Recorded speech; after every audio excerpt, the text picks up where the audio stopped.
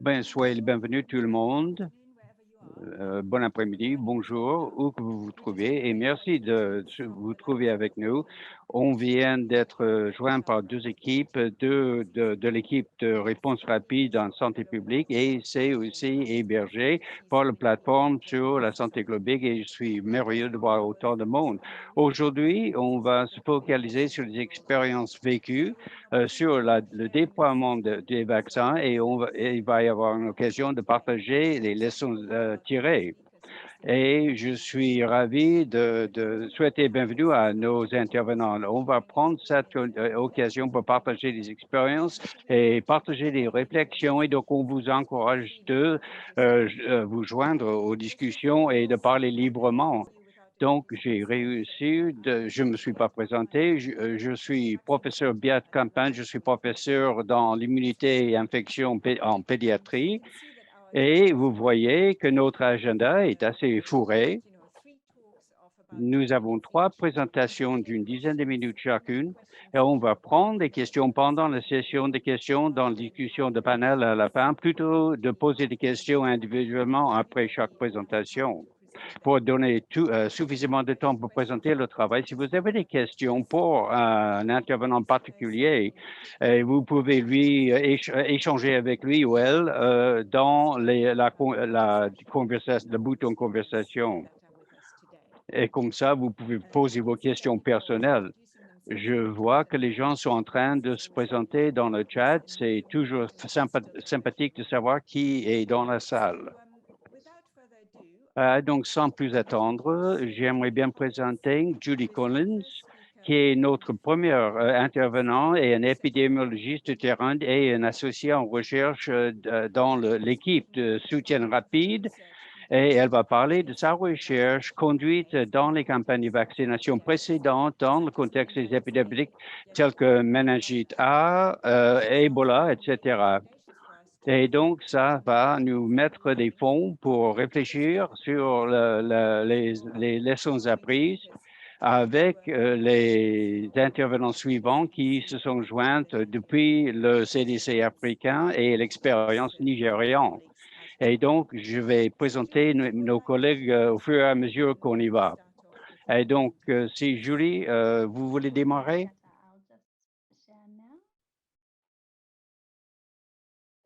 Bonjour tout le monde qui se sont joints à vous. Et merci beaucoup de vous joindre à nous pour ce webinaire. Je m'appelle Julie.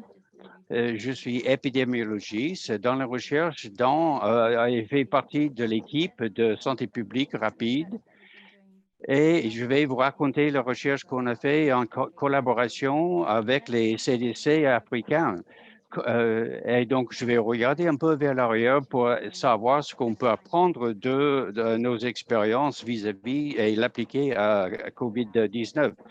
L'objectif aujourd'hui, c'est d'identifier les leçons pour le déploiement des vaccins précédents pendant les épidémies dans les pays à faible et moyen revenu qui peuvent renseigner la livraison des vaccins anti-COVID. Et donc, on va s'occuper des trois vaccins, c'est méningite A, fièvre jaune et aussi l'Ebola. Et donc, on va regarder ça en termes de géographie. On se focalise sur l'Afrique centrale et de l'Est. Et la raison que nous avons sélectionné ces vaccins, parce que ce sont des vaccins qui ont été déployés dans un contexte simple dans les épidémies et aussi pour les populations adultes et comparé aux enfants.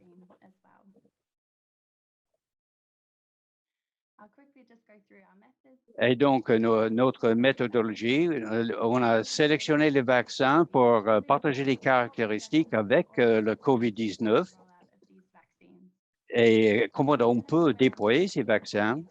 Ensuite, on a fait une revue des documents pour identifier les leçons tirées pour pouvoir nous examiner les barrières et les points forts et pour interviewer avec des. Nous avons 24 entretiens. Ces gens viennent des organisations, des ONG, et aussi des universités. Et si en regardant le timing c'était vers la fin d'avril 2021.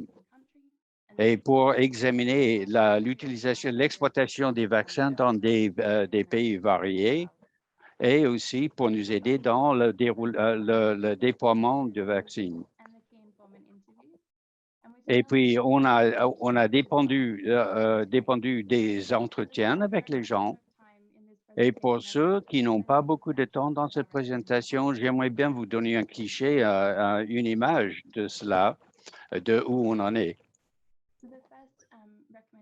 Donc, les premières recommandations qui viennent des résultats, c'est la priorisation du financement opérationnel pour soutenir l'engagement communautaire et la mobilisation sociale avant le début des activités de vaccination. Il y avait un engagement communautaire et des activités de mobilisation sociale. Ils ont besoin de prioriser avant de commencer la vaccination de 1 à 2 mois avant. Et aussi, les populations adultes ont besoin de plus d'engagement et de discussion pour leur convaincre des avantages du vaccin. Et c'est très important d'engager beaucoup de temps avec les adultes parce qu'ils ont besoin de plus d'explications que les enfants pour prendre les vaccins. Parce que quelques citations disent que les adultes croient qu'ils n'ont rien de mal et donc c'est une perte de temps de se vacciner. Donc, il faut définir les maladies plus vigoureusement que vous faites pour les enfants. Et il faut les convaincre que c'est très important de se faire vacciner, même plus âgés. Et parce qu'il faut encourager, il faut les persuader ils ont toujours une importance pour la société dans laquelle ils vivent. Et donc, c'est très important d'engager avec des groupes adultes. Une autre citation vis-à-vis du COVID-19, il semble y avoir une lacune dans le financement opérationnel identifié pour le déploiement du vaccin anti-COVID. Les participants concernés avaient des soucis au sujet de l'acceptation du vaccin sans ces activités pré-campagne. Mais étant donné qu'on questionne les vaccins anti-COVID, il faut vraiment pousser les informations. Et la deuxième recommandation, il faut engager les travailleurs de santé locaux pour soutenir les activités vaccinales. Et le deuxième, c'est développer les processus rapides pour recruter et élargir le personnel de vaccination pour la réponse. Il y avait aussi un bon engagement avec la communauté locale pour encourager l'utilisation des vaccins. Et les travailleurs de santé locaux sont préférés au lieu d'amener les gens d'autres régions. Et ça aide à établir des liens avec la communauté. Et quand ils parlent la langue locale, il existe une confiance et un rapport qui peut être utilisé pour soutenir l'acceptation du vaccin. Les retards dans le recrutement et le paiement et remboursement du personnel pendant les épidémies, il n'y a pas un mode d'urgence. Et dans les discussions au sujet des avantages d'aider les travailleurs de santé d'abord, ils peuvent parler la langue locale. Et souvent, ils ont une confiance existante et un rapport pour pouvoir utiliser l'acceptation, pour encourager l'acceptation du vaccin.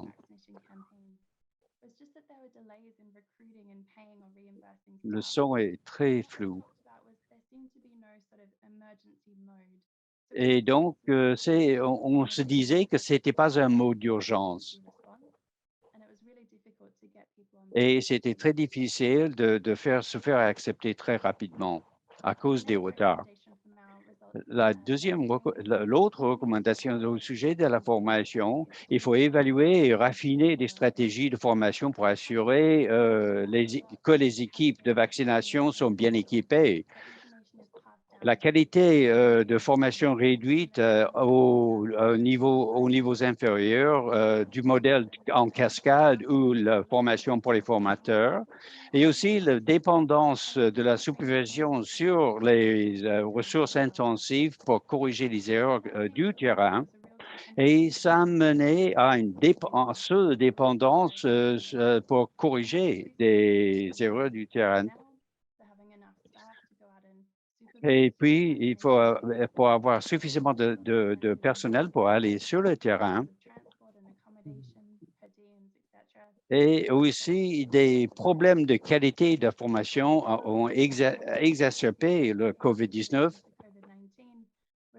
et il y avait une transition vers l'apprentissage à distance. Il y a un besoin d'une formation alternative, des stratégies de formation alternatives dans certaines locations. Et ensuite, il faut évaluer la formation. Et aussi, la formation en ligne, c'est très important. Mais dans certaines localités, ce n'est pas possible de faire cela. Bon, la plupart des gens ne pouvaient pas accéder à l'Internet ou visiter la plateforme virtuelle. Et la dernière recommandation autour de la formation, c'est de fournir des équipes de vaccination avec une orientation très claire sur la gestion des flacons de vaccins multidoses.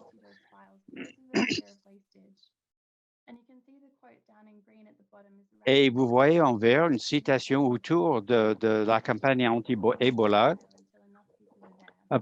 L'équipe ne voulait pas ouvrir des flacons s'il n'y avait pas suffisamment de gens présents pour terminer le flacon. Et donc, on attend pour l'arrivée d'autres personnes. Et si à la fin de la journée, il n'y avait toujours pas assez de gens, ils refusaient d'ouvrir les flacons de peur de gaspillage. Et donc, ça peut mettre plus de pression sur les équipes de vaccination de ne pas gaspiller les doses.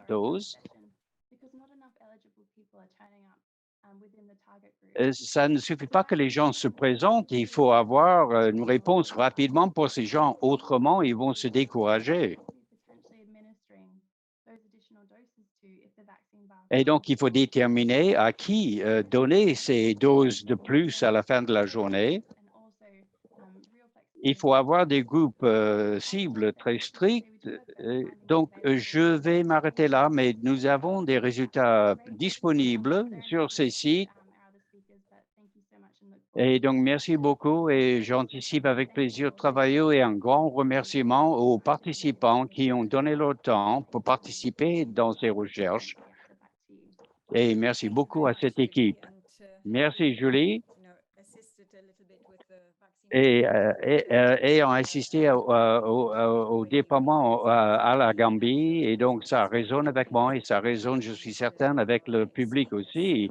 Et notre prochaine intervenante, ça me donne un grand plaisir de présenter Dr. Mohamed Abdulaziz, qui est le chef de la division de contrôle et prévention des maladies contagieuses et les centres africains. Il va présenter au sujet des activités du programme de vaccination anti-COVID et le processus de l'engagement du pays qui se lie bien avec ce que Julie a dit, des leçons que nous avons apprises d'autres épidémies.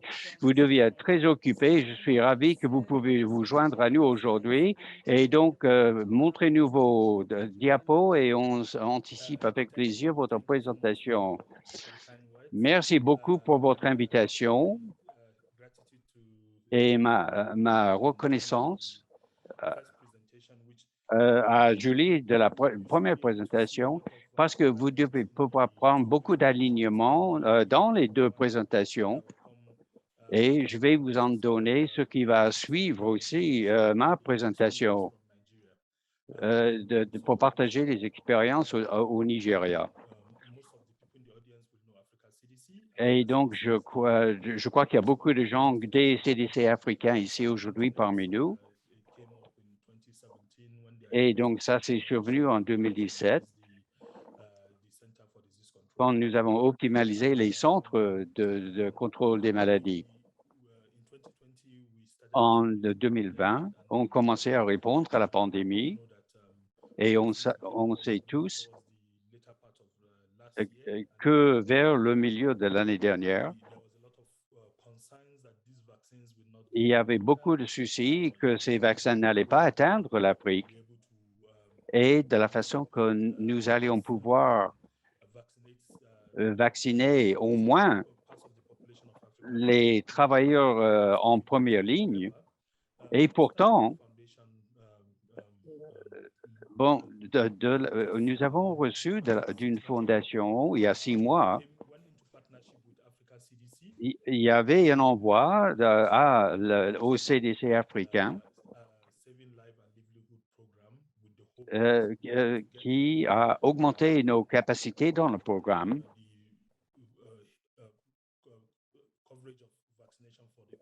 pour la couverture. On veut augmenter la couverture pour tout le continent jusqu'à 60%. Et donc le CDC africain annonce 1,3 milliard de vaccins d'initiative. Et donc, les objectifs du programme, c'est l'achat des vaccins anti-Covid pour 50 millions d'Africains pour couvrir au moins 60% de la population africaine et pour atteindre l'immunité communautaire avant 2022. Donc, exploitant tous ces vaccins anti-Covid, on espère d'atteindre au moins 60% de la population d'Afrique à la fin 2022.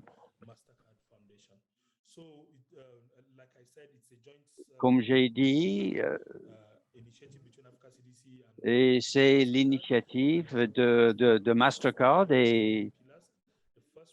et le premier pilier, c'est d'acheter les vaccins directement des producteurs.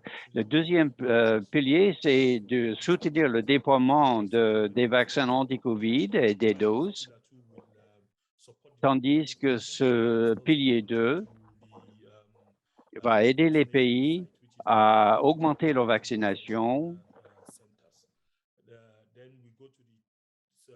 Et puis, le troisième pilier, et on parle d'acheter des vaccins,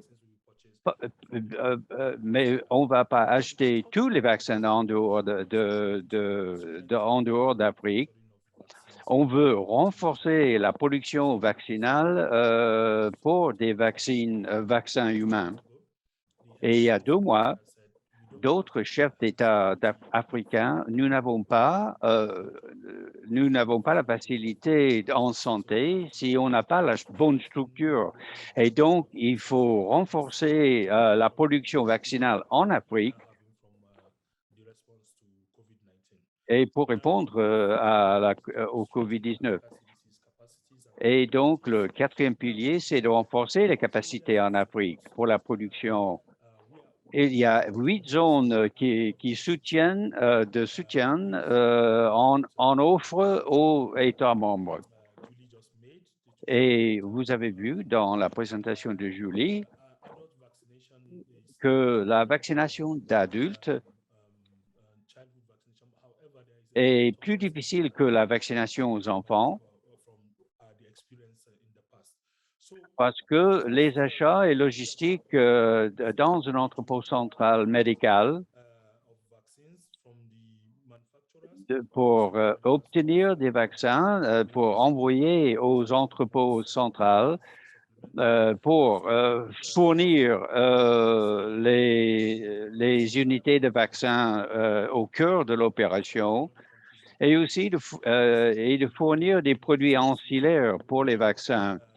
La logistique à l'intérieur de chaque pays pour gérer et surveiller la logistique dans le pays des vaccins et des ancillaires, stocker, réemballer et distribuer des vaccins et des consumables ancillaires pour assurer les systèmes exigés et des outils pour la fourniture en vaccins et la gestion de la chaîne de fourniture pour être sûr qu'ils sont en place. Et le troisième zone, nous avons déjà parlé de ça. En fait, ça ne suffit pas de fournir des vaccins. On éprouve dans l'éradication, la campagne d'éradication, dans la campagne de vaccination, il y a quelques années, ont montré qu'il y a une communication de risque nécessaire et aussi l'engagement de la communauté.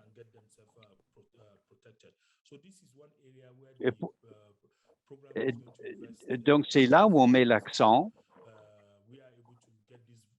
pour nous permettre aussi d'avoir ce pool vacciné contre le COVID. Donc, on encourage les Africains d'atteindre un niveau qui permet à l'Afrique où les nouveaux vaccins peuvent être développés.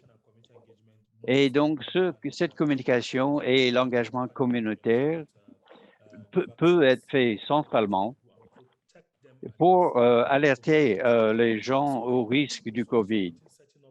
Et donc, le quatrième phase, c'est aussi l'établissement des centres de vaccination contre le COVID. Il faut avoir la formation et gérer les CVC et montrer que les CVC ont des approvisionnements de vaccins et pour montrer des structures de santé où on peut se faire vacciner. La plupart il y a des répertoires dans la pharmacovigilance et pour soutenir les États à travers le AEFI. Ensuite, il y a le séquençage génomique qui circule sur le continent et c'est bien le moment, mais il s'agit de temps avant qu'on voit de nouveaux variants. Et il faut surveiller cela très de près. Et donc, on va soutenir certains membres sélectionnés pour améliorer leurs capacités ou développer leurs capacités pour supprimer des variants et répondre aux variants qui vont se propager sur le continent. Et il faut comprendre ces risques impliqués dedans. Ensuite, il y a aussi l'assistance technique au pays, aux États membres, des typologies et aussi les spécialistes en PCI. Quand ils sont demandés par les États dans la réponse au COVID pour augmenter la capacité. Et le dernier, mais pas le moindre, c'est aussi les systèmes de données et d'informations. Comme programme, nous avons une cible de 60% pour couvrir tout le continent pour surveiller la performance, le processus de performance et des indicateurs pour voir comment on va et pour pouvoir faire une correction des coûts.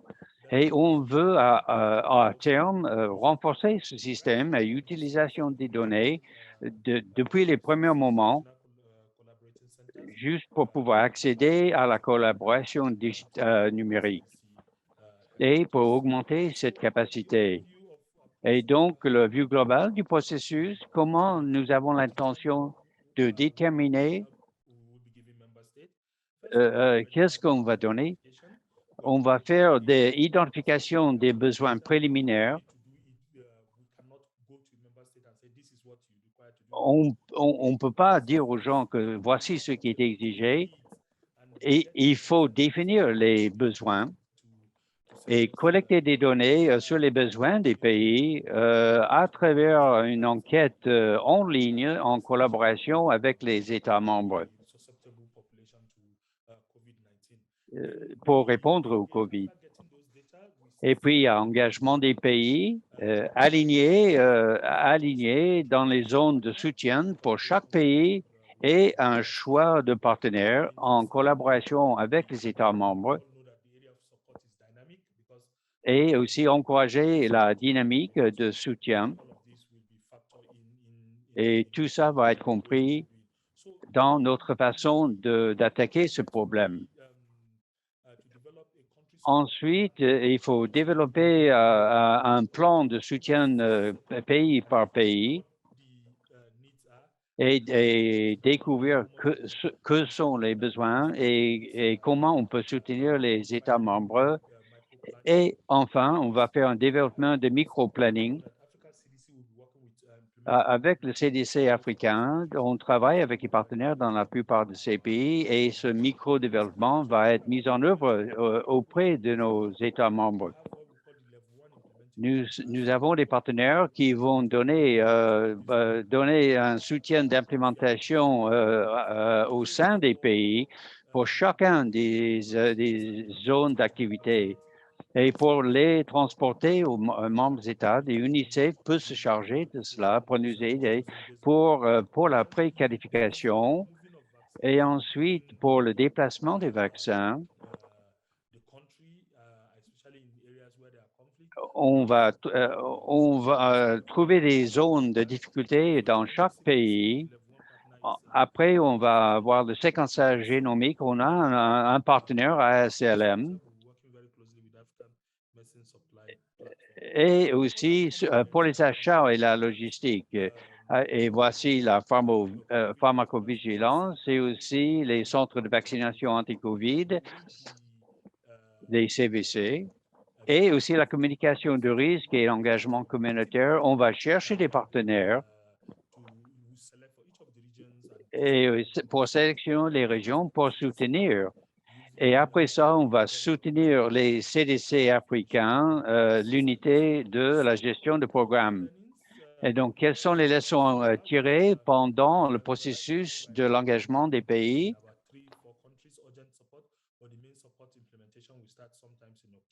Et on va commencer ça en octobre. Et donc, les leçons, c'est que les ressources humaines sont clés. Nous avons besoin des meilleurs de personnel afin de pouvoir exécuter tout ce que nous avons décrit au préalable. Et il faut être souple.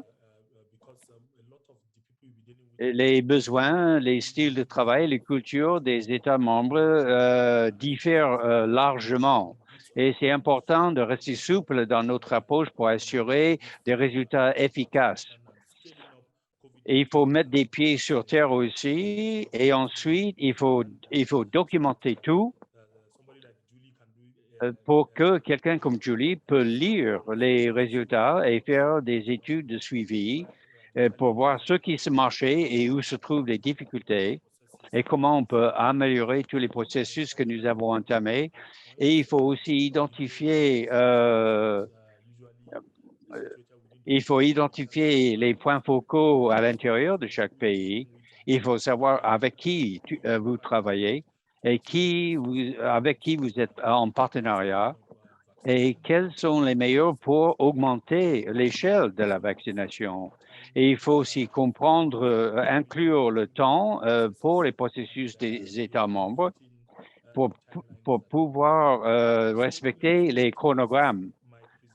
Et donc, voilà ma présentation. Et si vous avez des questions à la fin de notre heure, je vais tâcher d'y répondre.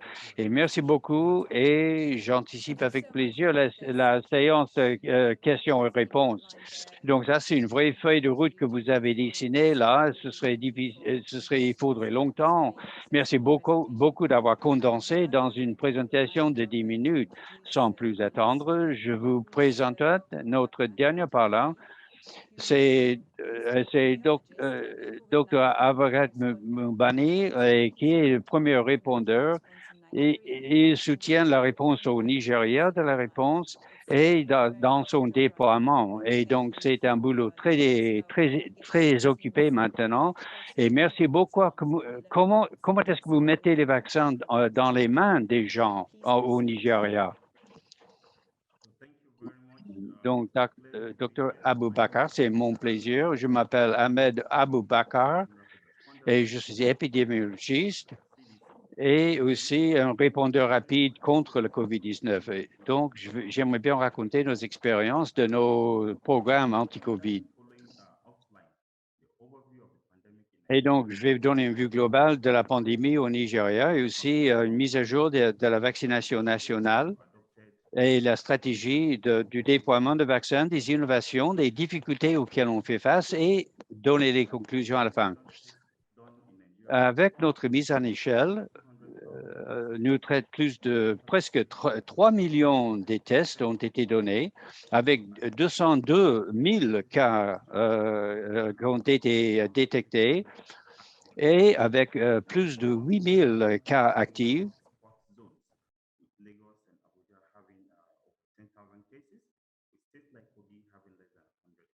Je suis désolé, le son est très flou.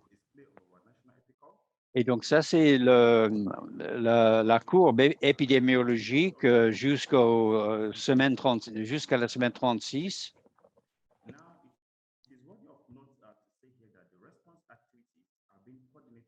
L'allocation vaccinale et le déploiement.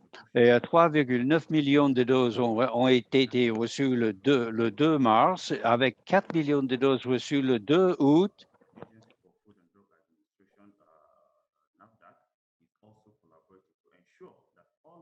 Pour assurer que tous les vaccins qui entrent dans le pays ont été examinés et homologués par les autorités sanitaires du pays.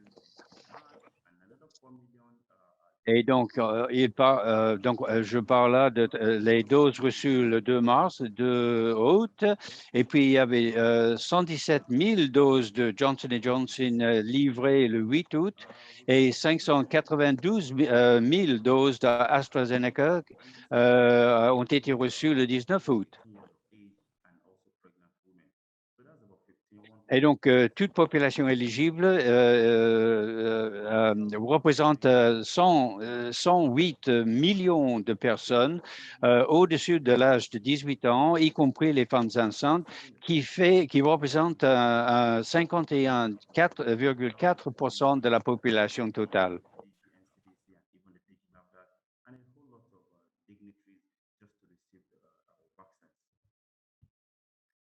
Now, the first dose that has been administered in the country was about 4. Et donc, les cibles dans le pays jusqu'à la semaine 36.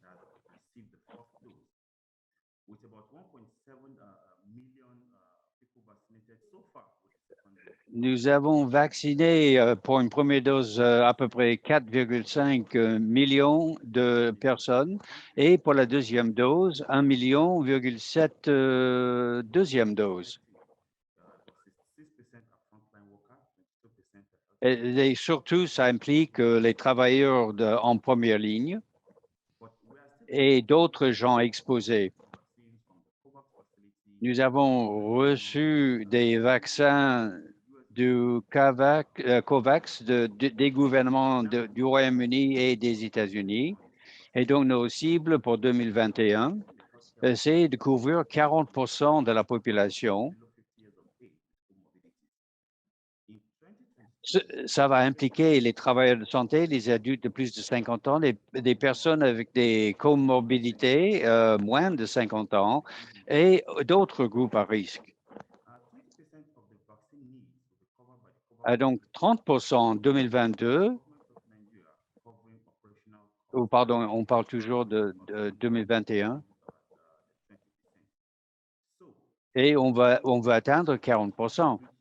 comment est-ce qu'on va atteindre efficacement des groupes prioritaires avec des vaccins efficaces au fur et à mesure qu'on les reçoit? Une des stratégies, c'est le TEACH, TEACH, exploité en Nigeria.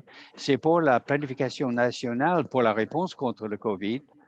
Et ça va dépendre des structures existantes déjà.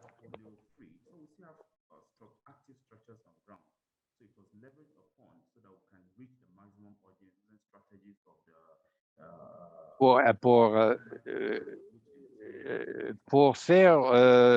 faire justement une revue de bureau compréhensif avec le micro-plan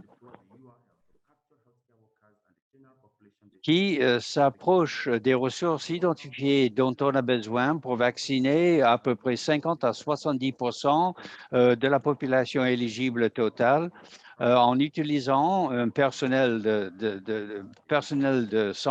dans soins de santé et désigner des sites de vaccination pour l'inscription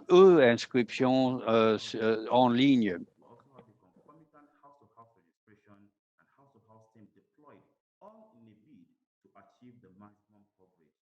Pour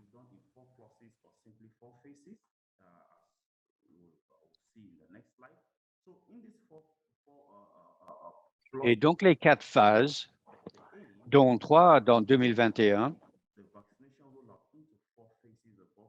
on va déterminer les groupes priorités. 1, ce seront les travailleurs de santé, d'autres personnes en première ligne. Et on espère les atteindre dans 2021 et terminer ça en 2022. Dans la phase 2,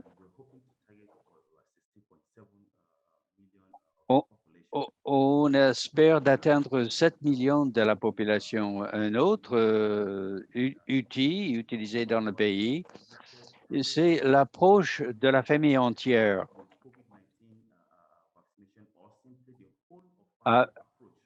C'est cette approche de la famille entière. Cette politique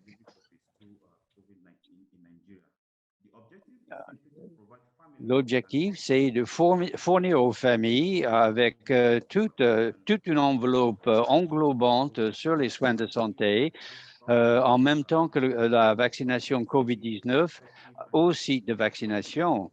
Ce sont des services intégrés, vont comprendre des discours de santé en poussant l'idée que le vaccin est sûr, efficace et gratuit. On va aussi prendre la pression sanguine et faire un dépistage de diabète.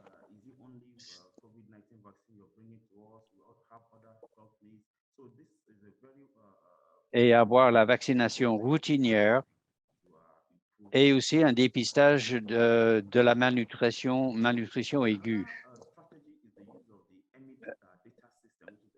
Nous avons aussi pour la gestion électronique des données de vaccination, le EMID, fournit en temps réel les données de la vaccination anti-COVID. Le système EMID sert de dépositoire pour l'inscription vaccination suivie et les données logistiques pour la vaccination anti-COVID. Et RBG à la NPHCDA est lié au système de DHI S2. L'inscription en EMID peut être ou bien par la mobile, optimiser un site web par les clients eux-mêmes. Et j'ai raté le deuxième. Une autre stratégie, c'est la surveillance des événements indésirés après la vaccination. Il faut faire remonter ces informations sous 24 heures et on peut les faire monter via le remplissage et soumission manuelle des formulaires de reporting et aussi le remplissage et la soumission électronique des formulaires de reporting sur la plateforme EMID où c'est applicable, et le remplissage et la soumission électronique des formulaires de reporting utilisant l'appli mobile. Et donc, les approches stratégiques pour réduire la réticence et augmenter l'acceptation des vaccins anti-COVID, il y a le plaidoyer ciblé, il y a l'engagement intensif des médias, il y a aussi l'engagement des communautés.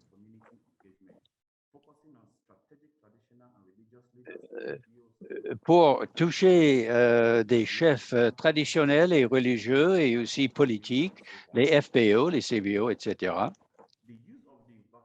L'utilisation des vaccins va être communiquée au centre de communication de la crise. On va essayer d'augmenter l'accès aux informations sur sur les vaccins anti-COVID, augmenter ça. Et ce centre de communication va augmenter le cadre de l'écoute pour tracer, analyser, et aussi dans les communautés existantes, les structures qui existent déjà dans la communauté pour la réponse au COVID et la communication des risques et la génération de la demande. Des infographiques sont utilisées pour montrer l'importance et les avantages de la vaccination anti-COVID développée. Et aussi, on va aussi distribuer les ECI et aussi, on va utiliser les citations clés dans les réunions autour des mairies pour atteindre un public plus large. Nous avons aussi des photos de la vaccination des autorités gouvernementales à haut niveau, comme par exemple ici le président et le vice-président, etc. Et aussi des matériels ECI personnalisés pour les personnes de religion, les chrétiens et les musulmans. Et on a aussi des questions souvent posées dans des langues différentes. Et donc, mais les difficultés pour le déploiement de la vaccination, il y a des rumeurs et mésinformations qui contribuent à la réticence de la vaccination. La perception, il y a une perception de peu de risques des vaccins anti-COVID parmi la population. Participation sous-optimale des MDA pour le plaidoyer, communication et mobilisation sociale, et aussi les logistiques inadéquates, financières et techniques, le transport et le stockage.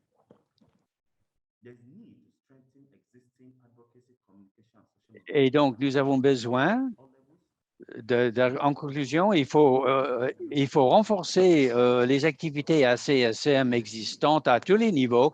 Il faut faire du plaidoyer pour augmenter le financement complémentaire. Je tiens à terminer cette présentation en disant que si personne ne va gagner la course jusqu'à ce que tout le monde le gagne. Et personne ne va être en sécurité jusqu'à ce que tout le monde soit en sécurité. Et donc, mes reconnaissances de ceux qui ont contribué, les agences nigérianes qui ont aidé dans cette étude. Merci, Ahmed. Et une présentation très riche qui donne beaucoup de pensées au niveau local. Il y a déjà une question qui demande qu'est-ce que vous trouvez comme le plus grand défi pour augmenter la couverture de la vaccination dans le pays? Il y a tellement de domaines dont on peut parler, mais je vois pas mal de questions ouvertes de votre part. Et donc, voici une intéressante. Si vous devez désigner une chose qui est le plus important défi actuellement et où vous devez mettre la plupart de votre argent pour que ça arrive, il faut faire tant de choses. Quel serait ça? Merci pour la question. C'est très technique. Lorsqu'on fait face aux défis comme l'insécurité et aussi des défis des rumeurs intenses et leur propagation et la mésinformation, si je devais en choisir un, quelle serait l'exploitation du plaidoyer à tous les niveaux, du national à l'État, à local, pour augmenter le soutien, pour faire de plaidoyer à la base et aussi pour encourager un changement de comportement et pour atteindre nos objectifs. Malgré tous les autres défis, ce serait vraiment mon point d'accent que je mettrais. Quel serait votre plus grand défi? Je n'ai pas entendu la question.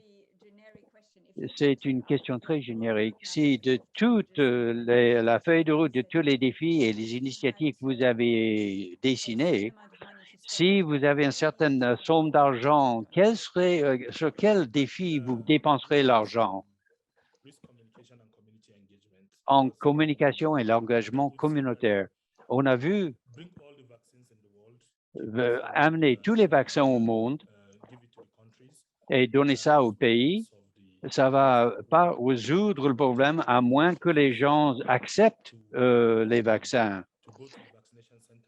Pour se rendre au centre de vaccination et demander les vaccins, ça va servir à rien d'avoir tous les vaccins au monde. Et il faut renseigner les gens pourquoi c'est nécessaire de prendre les vaccins. Et un message que je donnerai, c'est pour essayer de changer la vie de la personne, il faut passer par tout un cycle en pensant à de la contemplation du refus du vaccin et de réfléchir sur peut-être ça va commencer à changer et peut-être il faut essayer. Et enfin, la personne décide à se faire vacciner. Et tout ça demande du temps, mais un engagement continu avec les communautés, comme vous avez dit, en utilisant le bon jeu de gens pour faire passer ces messages. Et où les travailleurs de santé sont les meilleurs gens pour pour passer ce message. Ça résonne, Julie, avec tes résultats. Si on regarde ça avec un peu de recul, je crois que la plupart des gens auraient exprimé l'approvisionnement en vaccins, c'est le plus grand défi. Ça, c'est pas le défi que vous avez identifié. Parce que nous parlons, on dit qu'il n'y a pas suffisamment de vaccins sur le terrain et beaucoup plus de promesses que de ce qui est approvisionné au pays. Et de votre point de vue, c'est peut-être un peu différent. C'est même pas la logistique, mais c'est plutôt la perception. J'aimerais bien reprendre quelques questions posées, des choses pratiques. Voici une question qui vient de Rockwilla Roa, qui travaille comme un responsable de vaccins en Inde. Une seule dose de Pfizer a été utilisée. Combien va être permis dans le scénario? Et vous avez parlé du gaspillage. Est-ce que j'ai eu raison de présumer que les questions de gaspillage devraient être vraiment très strictes? Parce qu'une des questions, c'est que les gens se retiennent des règlements avec des programmes de EPI. Et ça, on n'est pas dans une situation normale. Et est-ce qu'il y a une certaine souplesse autour de faire vacciner plus de gens? J'aimerais bien entendre votre opinion là-dessus. Rebecca ou Mohamed, la personne qui veut y aller.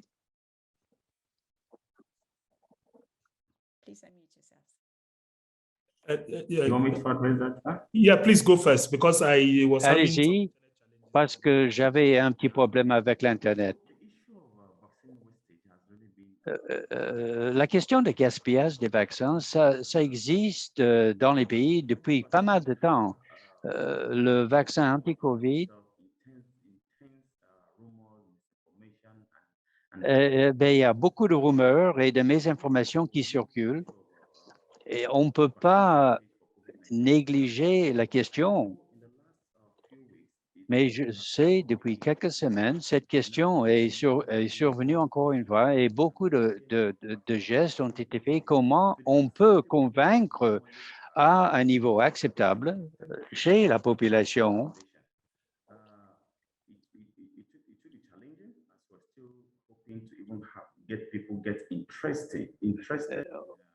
On espère que les gens vont s'intéresser à accepter le COVID-19, les vaccins anti-COVID.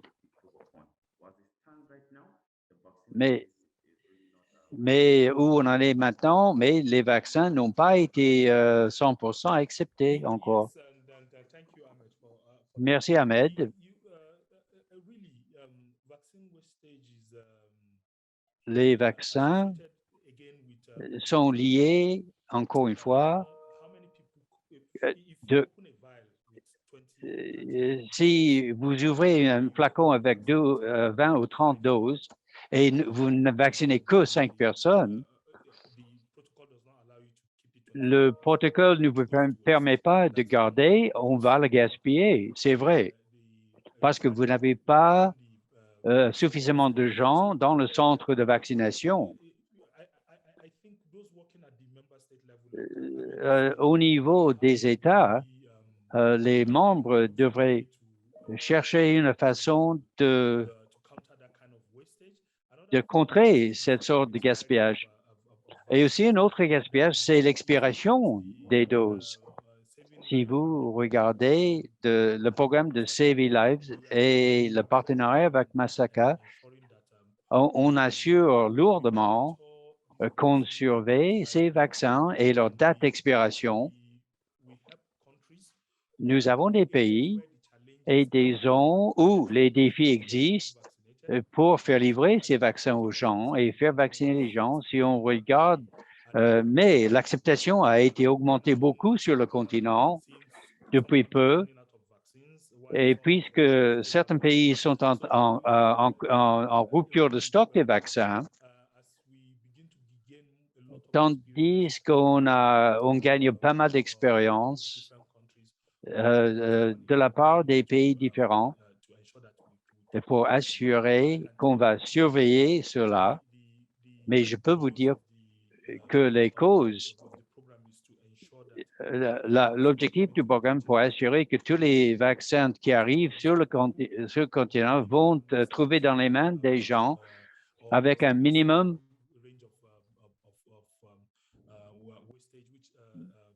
de gaspillage qui devrait être réduit à 10 à 15%. Et il faut essayer d'atteindre cet objectif et on va continuer à soutenir les pays à cet égard.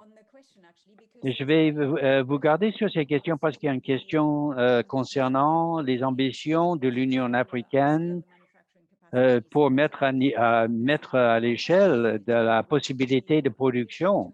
Comment est-ce que ça va avec l'ambition de faire vacciner 50% de la population avant la fin de 2022 et établir une industrie pharmaceutique ne va pas arriver d'un jour à l'autre. Il faut avoir beaucoup de vision et investissement. Est-ce que vous voyez ça comme des processus de pouvoir ou est-ce que vous dites que vous pouvez atteindre ça pour faire produire ces vaccins sur le continent africain? Quel est le point de vue du CDC africain sur cette question? C'est une question excellente. Je vais commencer en parlant de notre programme. Je ne l'ai pas entendu à cause du ding-a-ling. Les autorités des États membres africains, il y a 2 mois, on a pris cette première étape vers la sécurité vaccinale pour le continent. Mais la personne qui a posé la question a raison. On ne pense pas que l'impact complet va se faire sentir dans la cible pour 2022, mais il faut commencer quelque part. Nous savons tous qu'on n'est pas fini avec le COVID-19. Mais si les preuves nous disent le COVID-19 ne va pas être la dernière pandémie, pas la dernière épidémie, ni la dernière problème auquel on fait face sur le continent. Il faut commencer maintenant. Et même si ce qu'on fait maintenant, ce que nous aurions pu faire il y a 100 ans et ce qu'on utilise maintenant est contrôler les pandémies de notre temps, que ce soit ce qu'on fait maintenant, que ce que nos enfants vont faire à leur époque, combattre les pandémies. Et il ne nous reste que 2 minutes. Et il y a une question très intéressante ici. On peut répondre avec un pouce vers le haut ou vers le bas. Quelles sont vos opinions de rendre obligatoire la vaccination anti-COVID? Les pouces bas, pouces vers le haut ou entre les deux? Mohamed est entre les deux. Je suis aussi contre, mais c'est important de souligner l'engagement de la communauté. Il y a aussi des questions ici, comment impliquer des professionnels de médecine traditionnelle qui invitent une discussion beaucoup plus large. Mais j'aimerais bien conclure en disant un souhait exprimé du panel. Vous savez que Joe Biden tient un grand sommet à Washington aujourd'hui. Je ne suis pas tout à fait certain comme l'Afrique est représentée à ce sommet, mais s'il y a un message à donner au sommet maintenant, quel serait ce message que vous pensez devrait sortir, être dégagé de ce sommet? Et donc, une rapide philosophie. Julie, qu'est-ce que tu penses? L'approvisionnement des vaccins, en passant à tous les épidémies, soutenir les pays partout et pas simplement les pays qui produisent des vaccins. Mohamed? Mais on va assister au sommet. Et c'est une chose que j'aimerais bien voir dégagée, soutenir l'Afrique pour que dans la prochaine pandémie, certains de ces vaccins peuvent être produits sur le continent. Et Ahmed, j'aimerais bien leur faire savoir, personne n'est en sécurité jusqu'à ce que tout le monde soit en sécurité. Donc, soutenir le continent africain et vous serez en sécurité si vous nous aidez à nous sécuriser. Je crois que c'est vraiment une dernière phrase, belle phrase pour fermer. Je tiens à vous remercier beaucoup d'avoir présenté aujourd'hui et aussi les organisateurs pour le réseau de santé globale pour partager cette plateforme. Et je tiens à vous remercier beaucoup d'avoir assisté aujourd'hui. Désolé que nous n'avons pas plus d'espace pour les questions. Le webinaire a été enregistré et le lien a déjà été partagé. Et poussons pour un accès équitable, pour rendre ça réel, pour que tout le monde soit sécurisé.